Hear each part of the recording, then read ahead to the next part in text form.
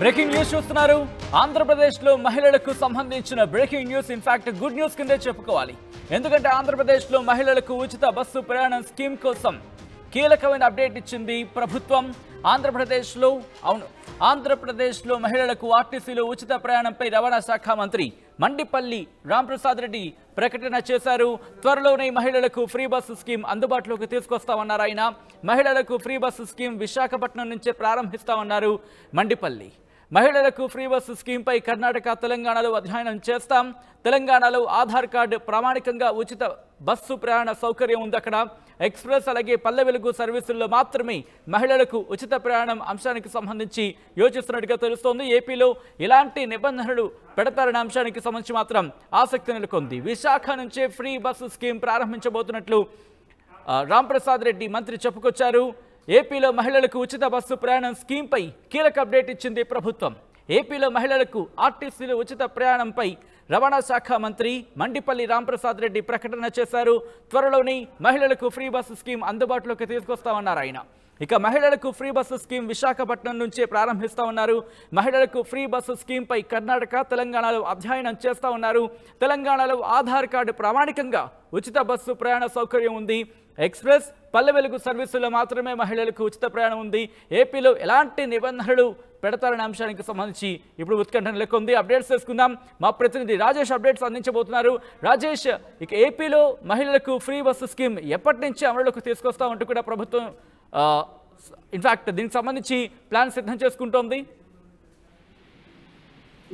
కసరత్తు చేస్తూ ఎందుకంటే మహిళ సంబంధించిన కీలక హామీ ఇది. ఉచిత బస్సు ప్రయాణం అనేది చాలా కీలక హామీ.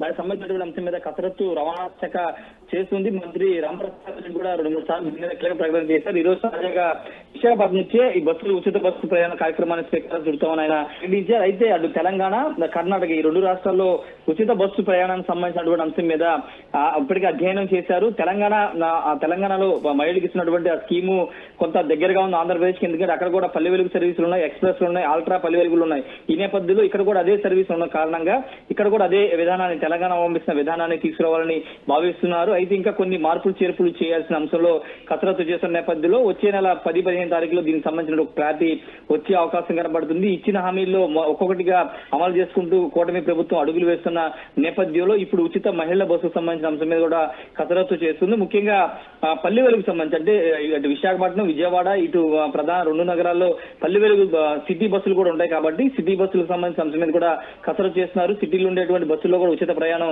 తీసుకురావాలని కూడా నిర్ణయానికి వచ్చినట్టు తెలుస్తుంది. ఇటు పల్లె వెలుగు, ఎక్స్ప్రెస్, అదేవిధంగా ఆల్ట్రా పల్లె వెలుగు, ఈ పల్లె వెలుగు ఈ సర్వీసుల్లో మహిళలకు ఉచిత బస్సు సర్వీస్ నిబంధన తీసుకొచ్చే అవకాశం కనబడుతుంది. తెలంగాణలో టికెట్ జీరో టికెట్ అనేది ఇస్తూ ఉన్నారు. ఇక్కడ ఆంధ్రప్రదేశ్ లో కూడా ఆ టికెట్ విధానాన్ని, జీరో టికెట్ విధానాన్ని తీసుకొస్తారా లేకపోతే ఆధార్ కార్డు చూపిస్తే సరిపోతుందనే దానిపైన ఇంకా కసరత్తు పూర్తి చేస్తుంది. ఎందుకంటే బడ్జెట్ అంశానికి సంబంధించి ఆర్థిక కేటాయింపులు అనేవి కీలకంగా ఉండే అంశంలో జీరో టికెట్ అనేది ఎంతమంది రోజుకి ఎంతమంది ప్రయాణిస్తున్నారు, మంత్లీ ఆర్టీసీకి రాష్ట్ర ప్రభుత్వం ఎంత చెల్లించాల్సి ఉంటుంది, ఇలా అన్ని రకాల లెక్కలు చూసుకుని అధ్యయనం అయితే చేస్తూ ఉన్నారు. ఇప్పటి వరకు అంటే ఆర్టీసీ నుంచి రాష్ట్ర ప్రభుత్వానికి ప్రతి నెల 200 కోట్ల వరకు ఆదాయం వస్తుంది, చెల్లింపులు చేస్తుంది. అయితే ఇప్పుడు ఈ ఉచిత బస్సులు ఇవ్వడం వల్ల ఇంకా అదనంగా ఆర్టీసీకి ఒక 70-80 కోట్ల 200 కోట్లు తీసుకోకుండా ఇంకా అదనంగా ఒక 250-70 కోట్ల వరకు తిరిగి చెల్లించాల్సి ఉంటుందని కూడా అధ్యయనం చేశారు. కాబట్టి ఇవన్నీ కూడా చూసుకుని ప్రభుత్వం మీద ఎంత ఆర్థిక భారం పడుతుంది, ఏడాదికి ఎంత బడ్జెట్ కేటాయింపులు చేయాలి, అదేవిధంగా ఇంతకుముందు మాట్లాడినట్టు ఏ సర్వీసులో ఎంతవరకు అంటే జిల్లాల వారీగా, ఉమ్మడి జిల్లాల వారీగా ఉచిత బస్సు ప్రయాణం అవకాశం కల్పించాలి, లేకపోతే రాష్ట్ర వ్యాప్తంగా 13 జిల్లాలు, ఉమ్మడి 13 జిల్లాల్లో ఫ్రీ సర్వీస్ అనేది తీసుకురావాలని దానిపై ఇంకా కసరత్తు చేస్తున్నారు. కాబట్టి ఇంకొక 10-15 రోజుల్లో పూర్తి స్థాయిలో దీని మీద అధ్యయనం చేసి అమలు చేసే అవకాశం కనబడుతుంది. మహిళలందరూ కూడా చాలా ఎదురు చూస్తున్న నేపథ్యం. ఎందుకంటే తెలంగాణ, కర్ణాటకలో కొంత సక్సెస్ అయింది కాబట్టి ఇప్పుడు ఆంధ్రప్రదేశ్ లో కూడా ఈ విధానాన్ని కూటమి ప్రభుత్వం హామీ ఇచ్చింది కాబట్టి దాన్ని అమలు చేయడానికి కసరత్తు అయితే చేస్తున్నారు. చూడాలి మరి జూలై 15 నాటికి ఏమైనా కొలిక్కి వస్తుందా లేదా అనేది చూడాలి. ఎందుకంటే ఆల్రెడీ కీలక హామీ ఒకటి రేపటి నుంచి అమలు చేయబోతుంది. పెన్షన్ల పెంపు అనేది రేపటి నుంచి అమలు చేయబోతుంది. కాబట్టి నెక్స్ట్ ఇంకా మహిళకి ఇచ్చినటువంటి 3 గ్యారంటీలు, అటు ఉచిత బస్సుతో పాటు గ్యాస్ సిలిండర్లు 3 సంవత్సరాలు 3 గ్యాస్ సిలిండర్లు, అదేవిధంగా నెలకి 1500 రూపాయలు, 18 సంవత్సరాలు దాటిన ప్రతి మహిళకి 1500 రూపాయలు అనే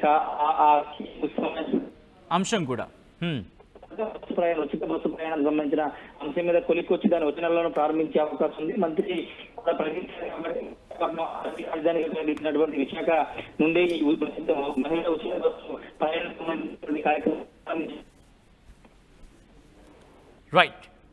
right Rajesh, thanks for the update. మొత్తంగా అయితే మాత్రం ఆంధ్రప్రదేశ్లో మహిళలకు ఉచిత బస్సు ప్రయాణం స్కీమ్పై కీలక అప్డేట్ అందింది.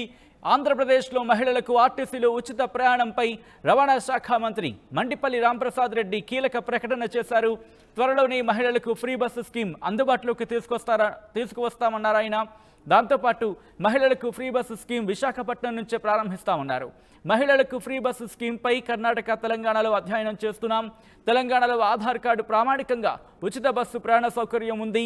ఎక్స్ప్రెస్, పల్లె వెలుగు సర్వీసుల్లో మాత్రమే మహిళలకు ఉచిత ప్రయాణ సౌకర్యం ఉంది. ఏపీలో